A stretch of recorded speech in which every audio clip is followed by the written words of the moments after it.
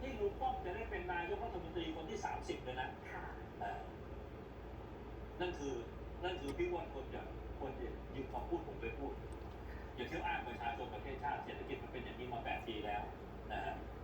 ถ้าหากว่าก้าวไกลไม่โหวตให้เพื่อไทยการเมืองก็จะเป็นแบบนี้นะฮะก็คือว่าเพื่อไทยไม่ผ่านไปถึงคุณอนุทินก็ถ้าอยากเป็นรัฐบาลเป็นรองนายกต่อก็ยกเก้าอี้ให้ถูกต้องแล้วขั้วอำนาจเดิมก็จะกลับมาบริหารประเทศ